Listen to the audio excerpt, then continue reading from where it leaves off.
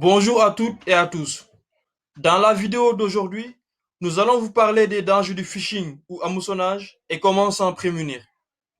Tout d'abord, pour tous ceux qui ne sauraient pas exactement de quoi on est en train de parler, le phishing, également appelé hameçonnage, est une technique de fraude utilisée par des pirates informatiques pour vous pousser à révéler des informations personnelles, comme des mots de passe, des numéros de carte de crédit ou de compte bancaire.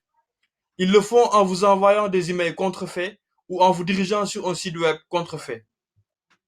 Les messages d'hameçonnage semblent provenir d'organisations légitimes comme PayPal, UPS, Western Union, une administration ou bien votre banque.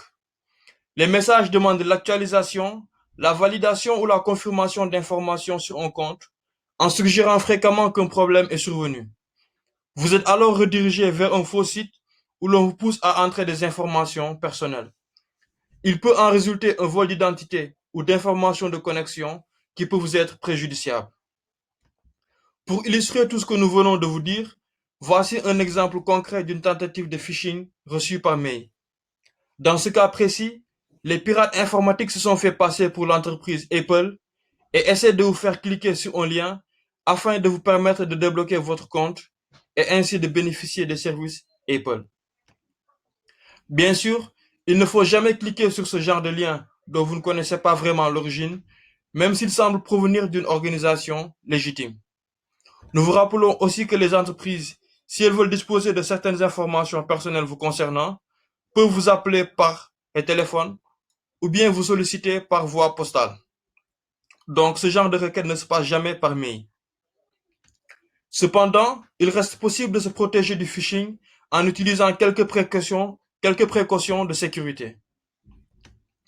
Pour commencer, il ne faut jamais communiquer son mot de passe à qui que ce soit, peu importe la personne ou le prétexte. Ensuite, nous vous conseillons d'utiliser le compte professionnel education.sn que nous mettons à votre disposition et qui est beaucoup plus sécurisé que les autres clients de messagerie. Ensuite, ayez de bonnes habitudes et ne répondez pas aux liens dans les emails non sollicités ou sur Facebook. De même, n'ouvrez pas les pièces jointes des emails non sollicités. Ne donnez pas d'informations sensibles, que ce soit au téléphone, en personne ou par mail. Vérifiez bien l'URL des sites que vous voulez visiter. Dans de nombreux cas d'hameçonnage, l'adresse web peut sembler légitime, mais l'URL peut comporter une faute d'orthographe ou le domaine peut être différent. Par exemple, .com au lieu de .gov. Aussi, maintenez votre navigateur à jour et appliquez les correctifs de sécurité.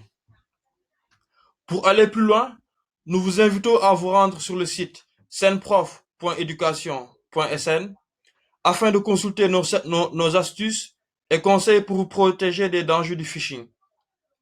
Pour ce faire, rendez-vous sur le site senprof.education.sn et cliquez sur le bouton Formation. Donc, une fois qu'on a cliqué sur le bouton Formation, voici la page qui s'affiche. Juste après, il faut cliquer sur le bouton Internet responsable, ce qui vous permettra d'avoir accès à toutes les ressources que nous mettons à disposition pour vous permettre de profiter d'Internet en toute sécurité. Merci et à bientôt.